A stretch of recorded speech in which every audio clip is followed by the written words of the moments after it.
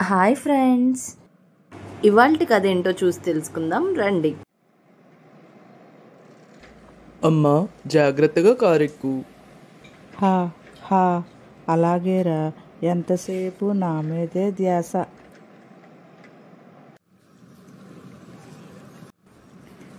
ఏమండి, వాళ్ళ అమ్మని చూడండి ఎంత బాగా చూసుకుంటున్నాడో. మన అమ్మాయికి మంచి జోడి. వాళ్ళ అమ్మగారితో కూడా మాట్లాడేశాను, ఓకే అని చెప్పారు. ఇక సోఫియాకి జాన్కి మ్యారేజ్ చేయడమే మిగిలింది. అలాగే చేద్దాము. Happy married life.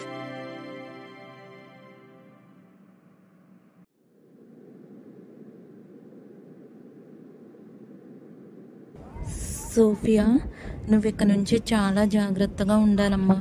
దేవుని ప్రేమతో దేవుడిచ్చే అవకాశాన్ని వినియోగించుకుని నీ కుటుంబాన్ని దేవునిలో నడుపుకో.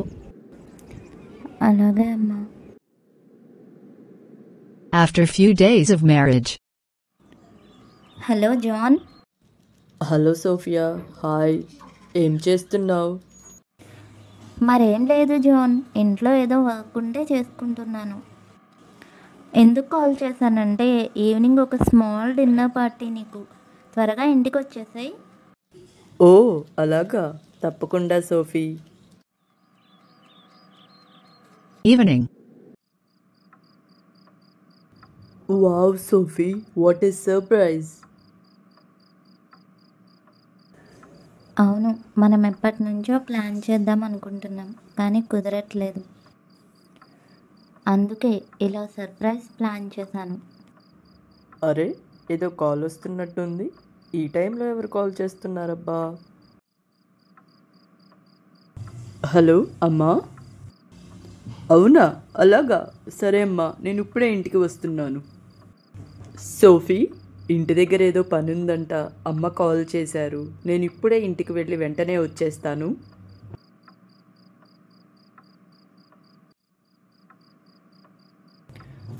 జాన్, నేను నిన్ను ఎప్పటి నుంచో గమనిస్తూనే ఉన్నాను.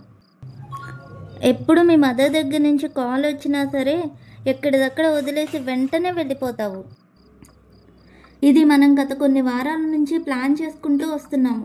ఎప్పటికప్పుడు పోస్ట్పోన్ అవుతూనే ఉంటుంది, మీ మదర్ వల్లనే. సోఫీ, నువ్వు చాలా తప్పుగా మాట్లాడుతున్నావు. నువ్వు అత్తయ్యకి హెల్ప్ఫుల్గా ఉండకూడదు అనేది కాదు నా ఉద్దేశం.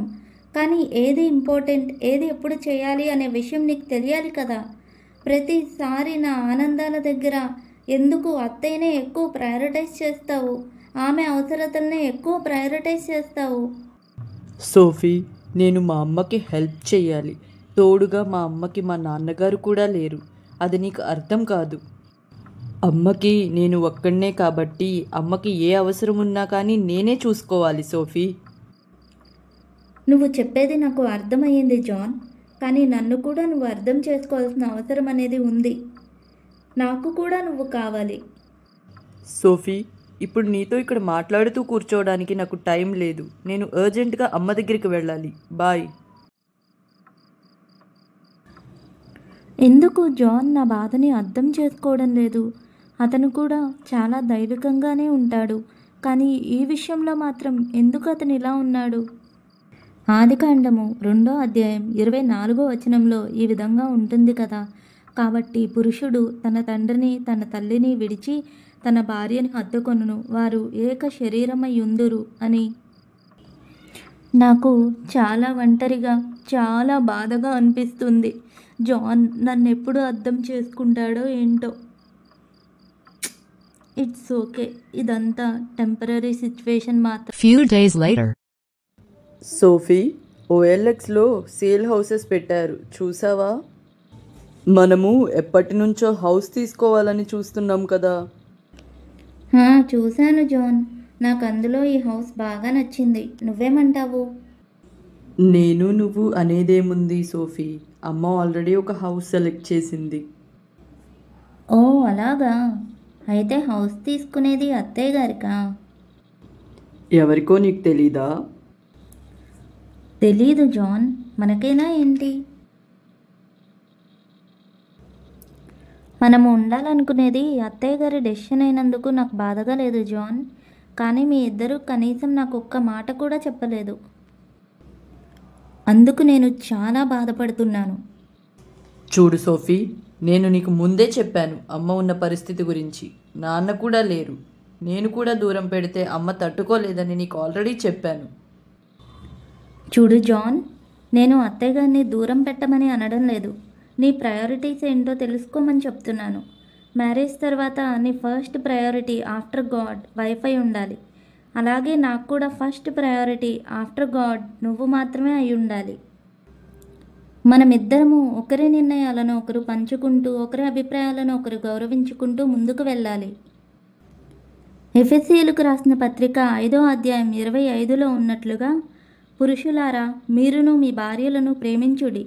అటువలే క్రీస్తు కూడా సంఘమును ప్రేమించి అది కలంకమైనను ముడత అయినను అట్టిది మరి ఏదైనను లేక పరిశుద్ధమైనదిగాను నిర్దోషమైనదిగాను మహిమగల సంఘముగాను ఆయన తన ఎదుట దానిని నిలవబెట్టుకొనవలెనని వాక్యముతో ఉదక స్నానము చేత దానిని పవిత్రపరిచి పరిశుద్ధపరచుటకై దాని కొరకు తన్ను తాను అప్పగించుకొనెను.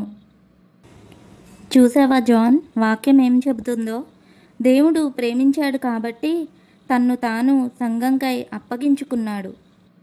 అలాగైతే నిర్గమాకాండము 20వ అధ్యాయం 12వ వచనంలో ఈ విధంగా చెప్పబడి ఉంది కదా, నీ దేవుడైన యెహోవా నీకు అనుగ్రహించు దేశములో నీవు దీర్ఘాయుష్మంతుడగునట్లు నీ తండ్రిని నీ తల్లిని సన్మానించుము. అవును జాన్, మనం మన తల్లిదండ్రుల్ని గౌరవించాలి. అలాగని చెప్పి మన మీద నమ్మకంతో వచ్చిన పార్ట్నర్ని నెగ్లెక్ట్ చేయకూడదు కదా.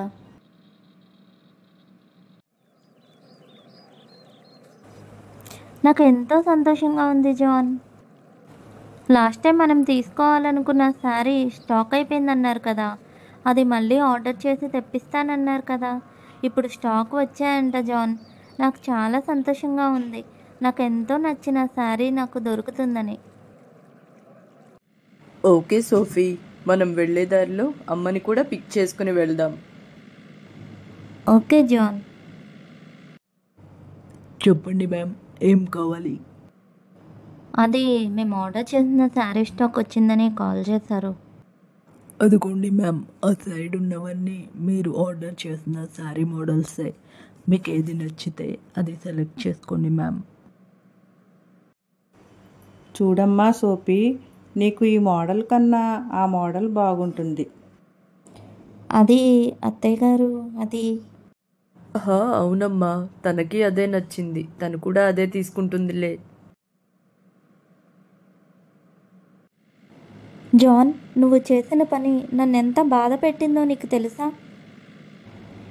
అది నేను ఎప్పటి నుంచో ఎంతో ఇష్టంగా వెయిట్ చేసిన శారీ తీసుకునే విషయంలో కూడా నువ్వు ఈ విధంగా చేస్తావని నేను అస్సలు ఎక్స్పెక్ట్ చేయలేదు. ఒక శారీ విషయంలో కూడా నువ్వు ఇలానే చేస్తున్నావేంటి జాన్?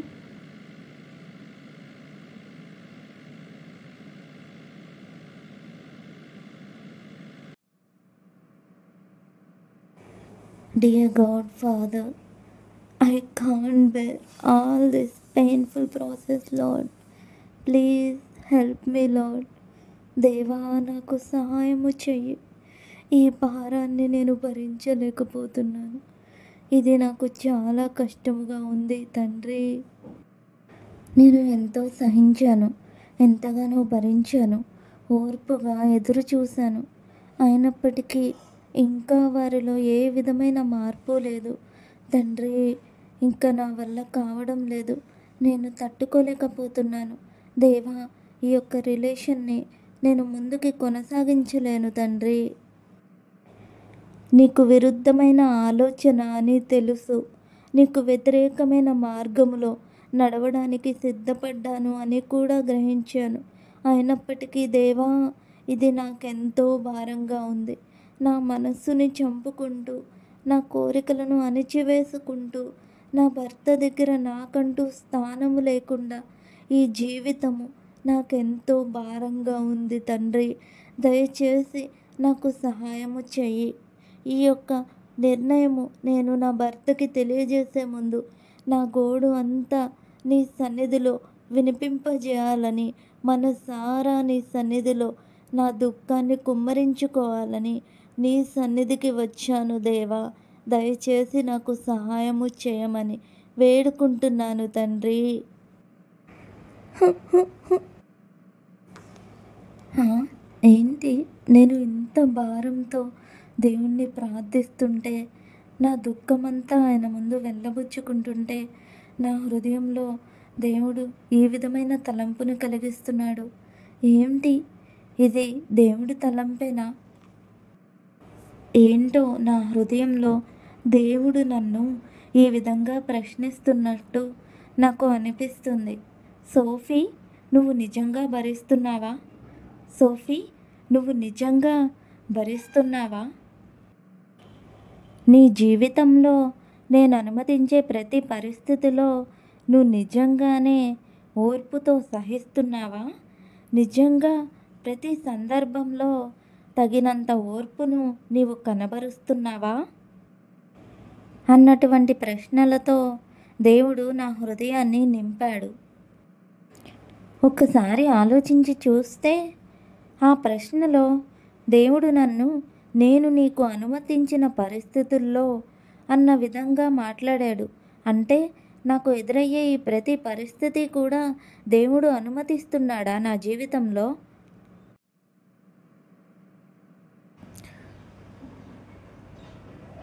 అవును సోఫీ, ఇందాక నుంచి నువ్వు దేవుని సన్నిధిలో ఎంతో దుఃఖముతో, ఎంతో భారభరితమైన ఆత్మతో ఆయనకు మొరపెట్టుకోవడాన్ని నేను గమనిస్తూనే ఉన్నాను.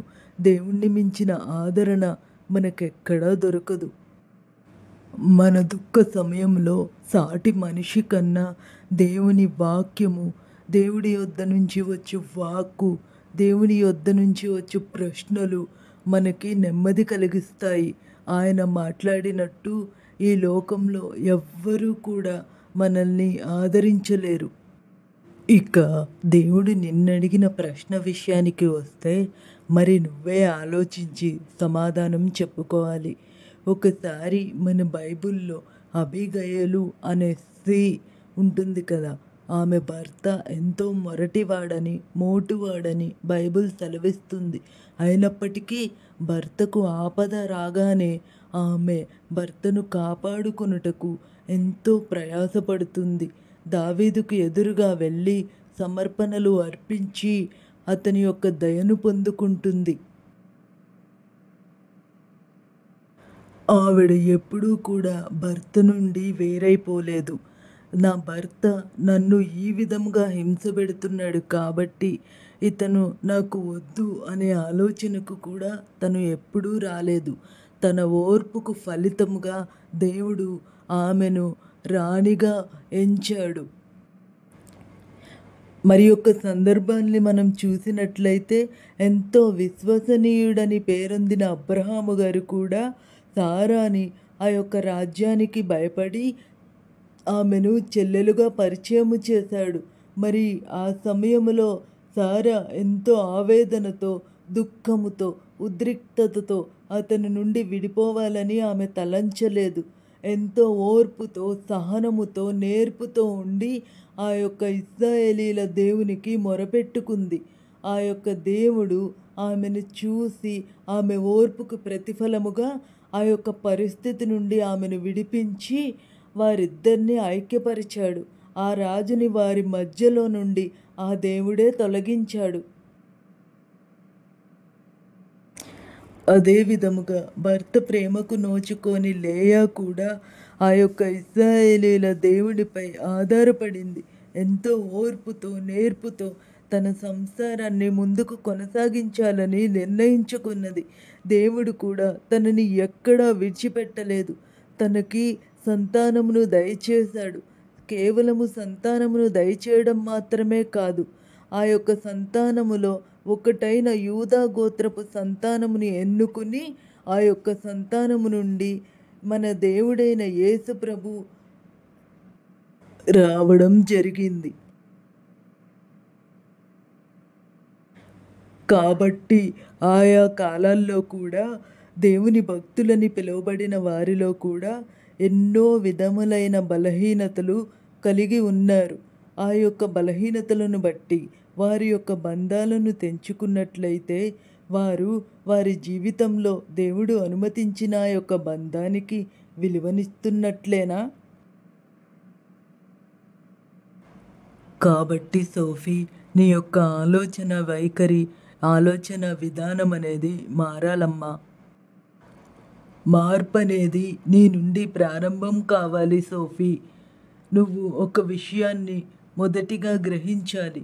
దేవుడు తప్ప మరెవ్వరూ మనల్ని అంత అధికముగా ప్రేమించరన్న సత్యాన్ని నీవు తెలుసుకోవాలి. నిన్ను కృంగదీసే పరిస్థితులలో నువ్వు దేవుని మీద ఆధారపడడం నేర్చుకోవాలి. అంటే పాస్టమ్మ గారు, జాన్ చేసేది అంతా కరెక్ట్గానే ఉందా? అతను మారవలసిన అవసరం ఏమీ లేదంటారా? ఎఫెసీయులకు రాసిన పత్రిక 5వ అధ్యాయం 24లో ఉన్నట్లుగా సంఘము క్రీస్తునకు లోబడినట్లుగా భార్యలు కూడా ప్రతి విషయములోనూ తమ పురుషులకు లోబడవలను అని ఉన్నట్లుగా నీ మట్టుకు నీవు దేవుని ఎదుట సరిగా ఉండడానికి ప్రయత్నించమ్మా. ఏ విధముగా అయితే తమ భర్తలో ఉన్న బలహీనతలను దుఃఖముతో, ఆవేదనతో, భారముతో తమ హృదయాలను నింపుకోకుండా భర్తలకు లోబడి వారికి అనుగుణముగా నడవగా, దేవుడి ఇచ్చిన ఆజ్ఞకు లోబడి ఓర్పుతో సహించుకొనగా, వారి జీవితాల్లో దేవుడు ఏ విధముగా అయితే కార్యము జరిగించాడో నీ జీవితంలో కూడా దేవుడు కార్యము జరిగించు వరకు ఆయన యొక్క ఆజ్ఞను పాటించమని నీకు చెబుతున్నానమ్మా. నీలో ప్రారంభమైన ఆ యొక్క మార్పు నీ తోటి వారికి వెలుగుగా ప్రకాశించి వారిలో ఉన్న ప్రతి విధమైన చీకటిని పారద్రోలుతుంది. అర్థమైంది పాస్టమ్మ గారు. దేవా, నాతో మాట్లాడినందులకు నీకు వందనములు. నాలో ఉన్న ప్రతి ఒక్క సందేహానికి ఎంతో వివరణగా నా యొక్క సందేహాలన్నిటి నుంచి నన్ను విడిపించి నా యొక్క ప్రవర్తనను సరిచేసి నా కుటుంబాన్ని కట్టుకోవడానికి తగిన ఓర్పును, జ్ఞానాన్ని నాకు ఇవ్వమని నిన్ను వేడుకుంటున్నాను తండ్రి.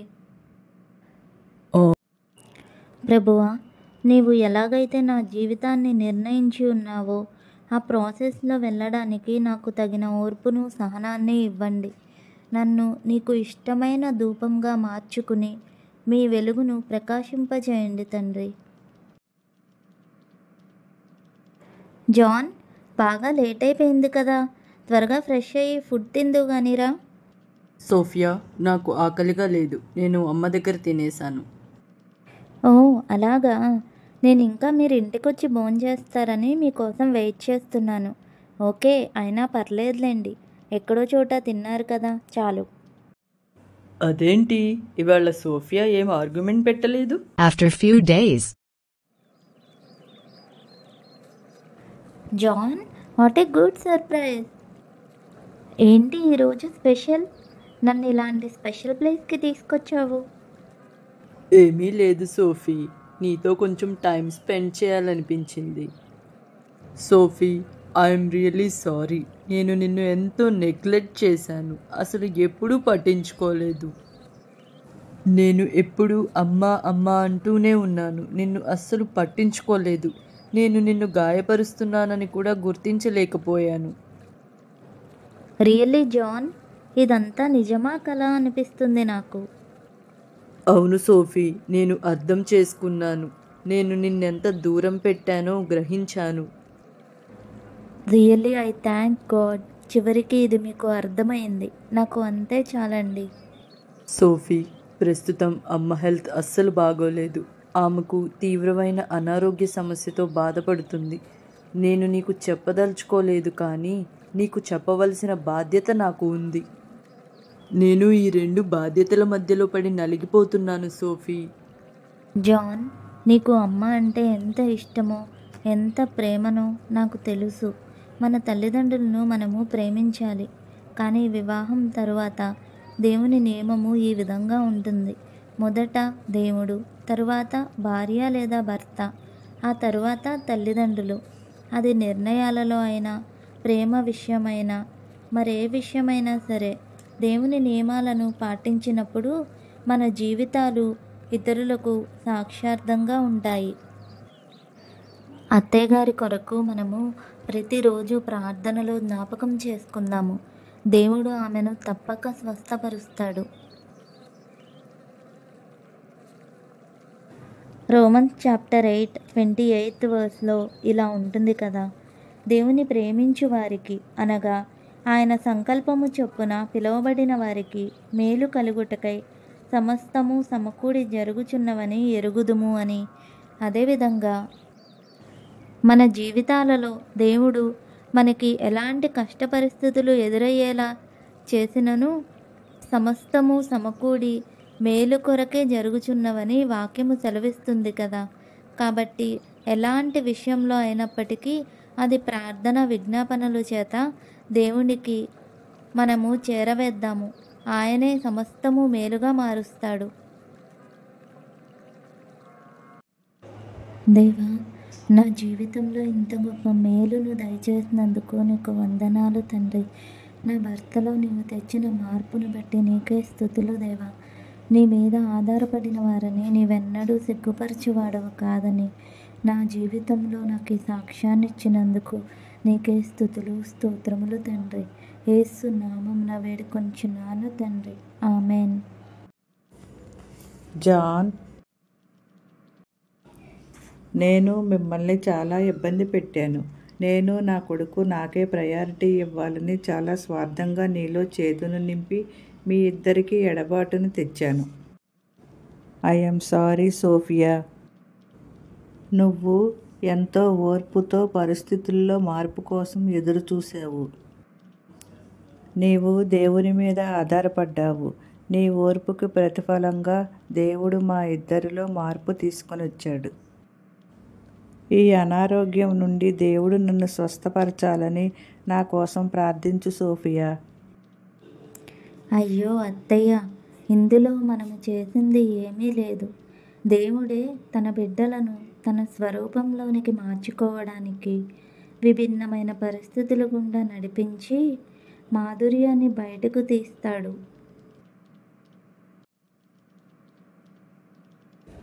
జాన్, ఇక నుండి మనం ప్రతిరోజు ప్రార్థన చేసుకోవాలి. దేవుడే మన కుటుంబానికి అధిపతిగా ఉంటాడు. ఆయన మన మధ్యలో ఉండడం కోసం ఆయన కాపుదల ఎల్లవేళలా మనకి ఉండాలంటే మనము తప్పనిసరిగా ప్రార్థించుకోవాలి. అలాగే అత్తయ్యకు స్వస్థతనివ్వాలని కూడా మనం దేవుని దగ్గర మొరపెట్టుకుందాము. సామెతలు 18వ అధ్యాయం 22వ వచనంలో ఈ విధంగా చెప్పబడి ఉంది కదా, భార్య దొరికిన వానికి మేలు దొరికెను, అట్టివాడు యెహోవా వలన అనుగ్రహము పొందినవాడు. నా జీవితంలో కూడా ఇటువంటి మేలును అనుగ్రహించిన దేవునికే స్తుతులు స్తోత్రములు. ఆమెన్. ఆమెన్. The end.